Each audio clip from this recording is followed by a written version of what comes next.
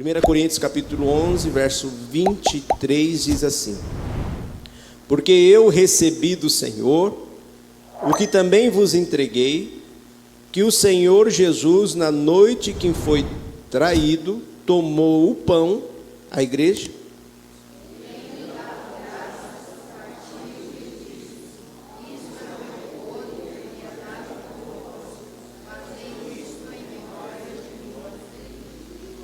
por semelhante modo, depois de haver ceado, tomou também o cálice, dizendo: Este cálice é a nova aliança no meu sangue. Fazei isso todas as vezes que o beberdes em memória de mim. 26.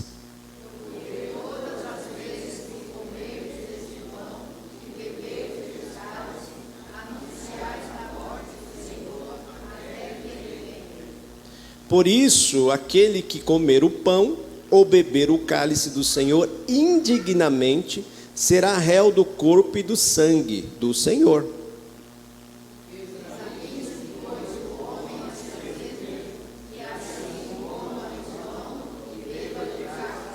Pois quem come e bebe sem discernir o corpo, come e bebe juízo para si.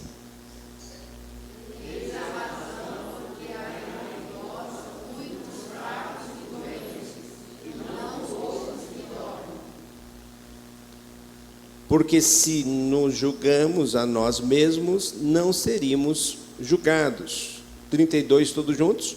Mas quando julgados, disciplinados pelo Senhor, para não sermos condenados. Hoje em dia, há nas igrejas, de uma maneira geral, 3 formas que as igrejas ministram a ceia. A ceia livre. A ceia livre é quando qualquer pessoa que entrou naquela igreja é oferecido a ele participar da ceia, comer do pão, beber do cálice. Esta é a ceia livre. A pessoa pode ser batizado ou não batizado, membro daquela igreja ou não membro daquela igreja, crente ou não crente, entrou ali, a ceia é oferecida. Algumas igrejas, como a nossa, fazemos a ceia restrita. É a ceia na qual nós oferecemos para aqueles que são batizados e que estão em comunhão com a sua igreja, independente de ser a nossa igreja local ou uma outra igreja de uma outra denominação, desde que seja crente e já batizado. Há uma terceira forma de ceia, que eu acredito ser uma das melhores, que seja a ultra restrita, na qual a ceia é reservada somente para a congregação local, para aquela igreja local, de pessoas daquela igreja local. Então, batizadas, que estão em comunhão com aquela igreja local, e que membros de outras igrejas que estejam ali, ela não é oferecido comer do pão ou tomar do cálice. Por que nossa igreja, então, entende que a ceia ela deve ser restrita somente a pessoas que são convertidas? Quando nós lemos esse texto aqui em 1 Coríntios capítulo 11, há algumas evidências para nós evitarmos a ceia livre. Primeiro, o verso 23, olha só o que diz o verso 23: Porque eu recebi do Senhor o que também vos entreguei, vamos juntos? Que o Senhor Jesus, na noite em que foi traído, tomou. Paulo chama aqui Jesus de Senhor. Jesus é o Senhor da sua vida. Se a pessoa que está participando da ceia, que é do Senhor, não tem Jesus como Senhor, não faz sentido nenhuma essa pessoa participar da ceia. Se essa pessoa não é crente, se essa pessoa não tem Jesus como Senhor da sua vida, não justifica permitir que ela participe da ceia. Por quê? Porque a ceia é para aqueles que têm Jesus como Senhor. A palavra Senhor aqui é Kyrios, no grego Kyrios, que significa aquele a quem uma pessoa ou coisa pertence, sobre o qual ele tem o poder de decisão, mestre e senhor. Então Paulo, quando fala aqui, Paulo está dizendo que ele recebeu do Senhor. E quem é o Senhor do Paulo? Jesus. E eu quero perguntar, quem é o seu Senhor, meu irmão e minha irmã? Quem é o seu Senhor, meu irmão e minha irmã? Se você tem Jesus como seu Senhor, não vejo dificuldade nenhuma para você participar da ceia dele. Mas ter Jesus como Senhor significa, conforme Paulo escreve em Gálatas capítulo 2, verso 20, Paulo vai nos ensinar que quando nós temos Jesus como Senhor, ele escreve dizendo assim, vamos juntos? Logo, já não sou eu quem vive, mas Cristo vive em mim. E este viver que agora tenho na carne, vivo pela fé no Filho de Deus, que me amou e a si mesmo se entregou por mim. Então, ter Jesus como Senhor não é apenas dizer que Ele é Senhor da sua vida, é que Ele vive através de você. Jesus, Ele vive através de nós. O seu viver agora não é um viver apenas no seu achômetro, naquilo que você sente, nos seus desejos, nas suas vontades. Aquele que vive Jesus como Senhor, Jesus sendo Senhor, Jesus direciona, Jesus conduz, Jesus conduz, é mestre, Jesus é aquele a quem você pertence. Ter Jesus como Senhor não é pertencer-se a si mesmo, ou ao diabo, ou ao mundo, mas é pertencer a Ele, que lhe comprou na cruz do Calvário. O pastor Russell Shedd, ainda quando vivo, visitou a nossa igreja lá em Parque Primavera. Eu era seminarista na época, estava começando o seminário, e ele trouxe alguns livros para vender. Naquela época não era tão fácil, não era tão, muita época, muito atrás, vocês vão achar que eu sou velho, não sou tão velho assim. E não tinha tanto acesso aos livros evangélicos como nós temos hoje. Eu estava meio, seminarista sempre anda duro, graças a Deus que Deus foi bom comigo, colocou uma esposa trabalhadora, mas naquela época eu não tinha muito dinheiro. Aí ele trouxe os livros, viu um livro fininho, ele viu que eu fiquei sem jeito, que provavelmente olhou para mim e falou, esse rapaz não deve ter dinheiro não. Mas ele falou assim, não, meu jovem, esse livro é muito bom. E realmente era bom, não era pelo valor que eu comprei, mas é um livro que ele me indicou, que é o livro chamado Jesus é o Senhor, de Stanley Jones. Um livro bem fininho, e eu recomendo que você leia ele. O título é Jesus é o Senhor. Stanley Jones escreve nesse livro a seguinte frase: não podemos ser livres fazendo o que bem entendemos, mas sim fazendo o que devemos. Eu vou repetir a frase desse livro. Não podemos ser livres fazendo o que bem entendemos, mas sim fazendo o que devemos. O que o autor estava querendo dizer com esta frase? Querendo nos ensinar que liberdade não é fazer tudo aquilo que você quer. Quando seu pai e sua mãe direciona você e diz, não, você não pode fazer isso. Aí você diz, mas eu não tenho liberdade para fazer nada. Não é bem a verdade isso. Liberdade não quer dizer que você pode fazer tudo aquilo que você quer. Isso não é liberdade. Isso é libertinagem. Liberdade é você ter e poder fazer tudo aquilo que você deve fazer. Aquilo que você, para exercer o seu papel, exercer aquilo que é esperado de você, você tem a liberdade.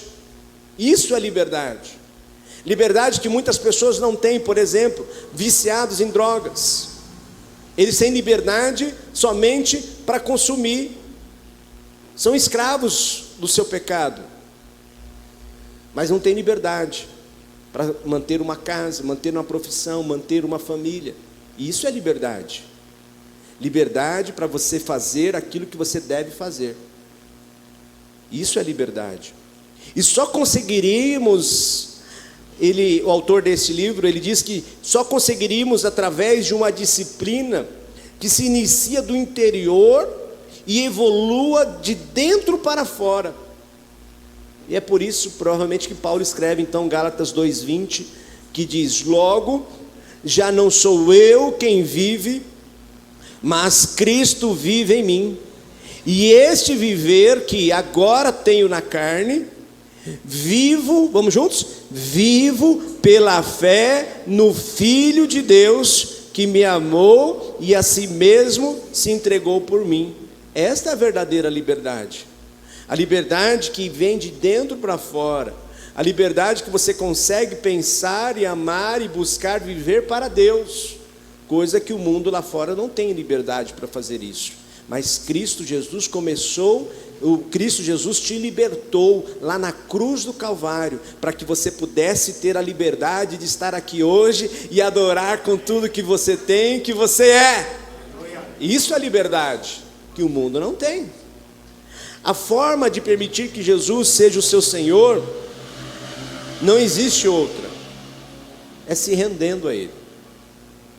A forma que o ser humano tem para ser livre é apenas se jogando, se colocando, se rendendo aos pés do Salvador, se rendendo a Ele. E muitas pessoas têm dificuldade de se render a Jesus. A virtude central do cristianismo é o poder do perdão. Há 3 níveis na vida: o nível mais baixo, o nível demoníaco, onde devolvemos o bem com o mal, o amor com o ódio. Acima deste nível legal, nele devolvemos o bem com o bem, o mal com o mal. Mas além desses 2 níveis, o nível mais baixo, o demoníaco, aonde a pessoa retribui o bem que ela recebe com o mal, o amor que ela recebe com o ódio. O nível legal, que você faz o bem para aqueles que fazem o bem para você, ou você faz o mal para aqueles que aqueles que lhe fazem o mal. E existe o nível cristão, que aonde devolvemos o mal com o bem e o ódio com o amor. E só uma pessoa livre consegue viver neste nível. Só uma pessoa livre consegue perdoar aqueles que lhe machucou, que lhe feriu. Só as pessoas que são livres conseguem devolver o ódio com amor. E quem nos faz livre? Somente o Senhor Jesus. Devemos ser convertidos em nossas ações e nossas reações. E entendemos que um cristão que é livre não permite que outros determinem a sua conduta. Quando nós somos livres, nós não vivemos apenas esperando resposta do outro. Eu não sou apenas aquilo que o outro espera que eu seja. Eu não vou ser apenas um bom marido se minha esposa for uma boa esposa. Eu não vou ser um bom pai para os meus filhos se os meus filhos forem bons filhos para mim.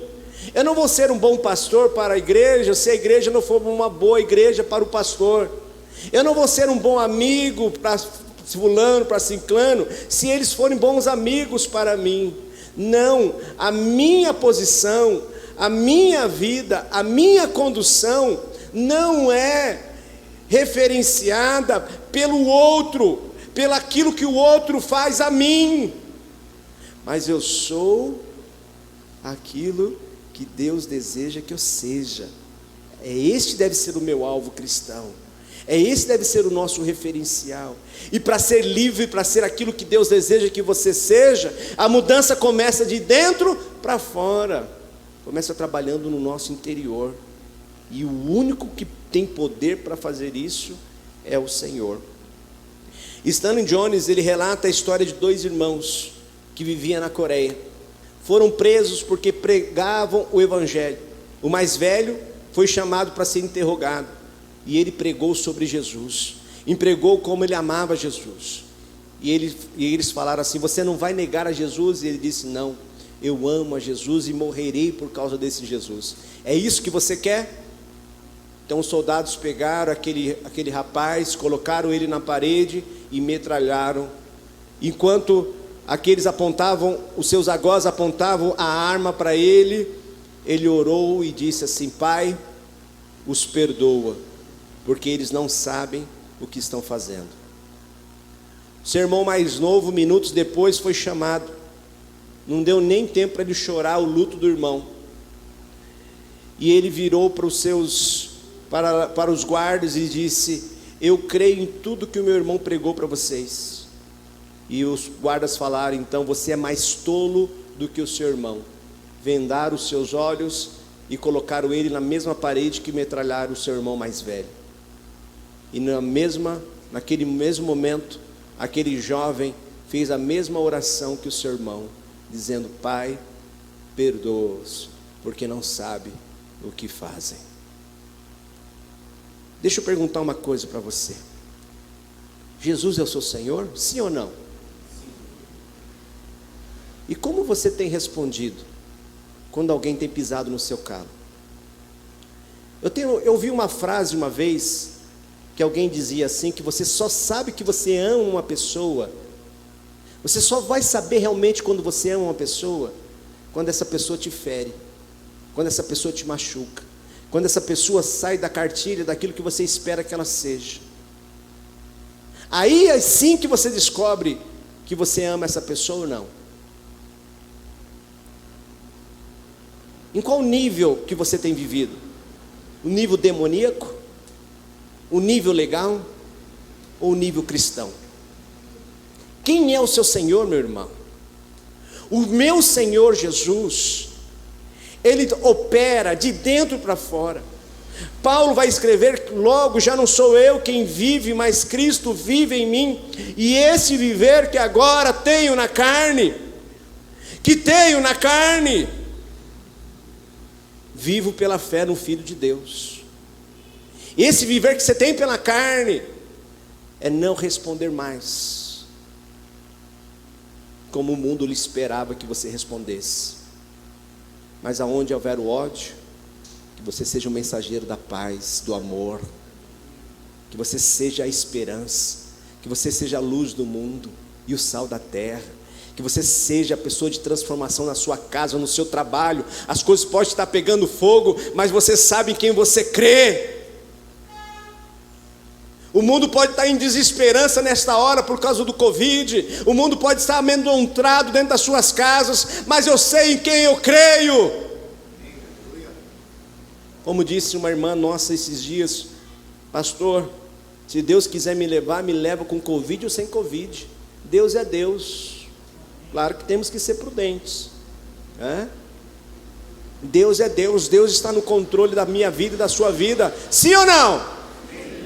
Às vezes parece que não, né?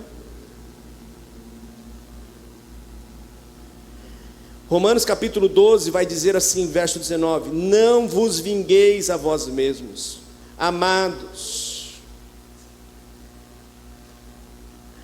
mas dai lugar à ira, porque está escrito, vamos juntos? A mim me pertence a vingança, e eu a que retribuirei, diz o Senhor. Mais uma vez: a mim me pertence a vingança, e eu que retribuirei, diz o Senhor.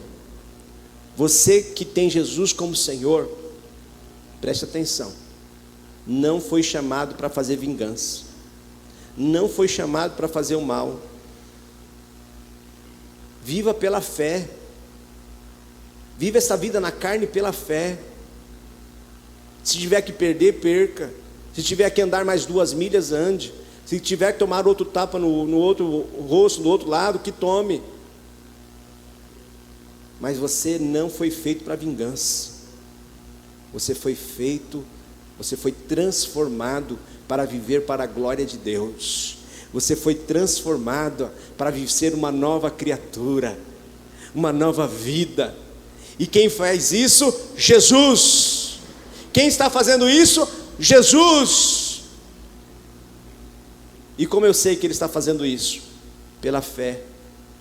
Pela fé eu não bato, eu não machuco, eu não faço fofoca, eu não faço calúnia, eu eu não machuco, eu não firo, eu perdoo, eu amo, eu vivo confiando em Deus, que Deus retribuirá conforme a vontade dele o querer. Pelo contrário, Paulo escreve no verso 20: se o teu inimigo tiver fome, dá-lhe de comer, se tiver sede, porque fazendo isso amontarás brasas vivas sobre a sua cabeça. Não deixeis vencer do mal. Ei, não deixeis vencer do mal. Não seja vencido pelo mal. Você não é do mal, você é do bem, você é de Jesus, você é da luz. Você é da luz. Você não é das trevas, você não é da obra do destruidor. Você não vem para matar, você não vem para roubar, você não vem para destruir. Jesus te salvou para você ser a esperança deste mundo. Então não te deixes vencer do mal, mas vence o mal com bem. Mas vence o mal com bem. Então, para participar da ceia do Senhor, primeiro a pessoa tem que entender que Jesus é o seu Senhor. E como nós entendemos que Jesus é o nosso Senhor? Vivendo pela fé, não retribuindo mal pelo mal, deixando Ele transformar o nosso interior, o nosso exterior a cada dia. Olha a segunda questão importante: por que nós não abrimos a ceia para todas as pessoas? Verso 26, ele diz assim: porque todas as vezes que comerdes este pão e beberdes o cálice, anunciais a morte do Senhor até que Ele venha. Uma pessoa que ainda não é cristã, ou melhor, todas as vezes que tomamos a ceia do Senhor, estamos anunciando que Cristo virá. Amém? Mateus capítulo 24, 36, Jesus diz assim: mas a respeito do dia e da hora ninguém sabe, nem os anjos, nem o Filho do homem, senão o Pai. Aí o verso 42 ele diz assim: portanto, vigiai, porque não sabeis em que dia vem o vosso Senhor. Mas considerai isso: se o pai de família soubesse a que hora viria o ladrão, vigiaria e não deixaria que fosse arrombada a sua casa. Por isso ficai também vós apercebidos, porque a hora em que não cuidais, o Filho do homem virá. Uma pessoa que não foi batizada, uma pessoa que não tem Jesus como seu Senhor, ela não está esperando a volta de Jesus. Então a ceia para ela não faz sentido nenhuma. Porque nesse momento que nós vamos tomar do cálice, comer do pão e tomar do cálice, estamos fazendo isso e pré-anunciando que estamos aguardando a volta de Jesus. Porque nós cremos que Jesus virá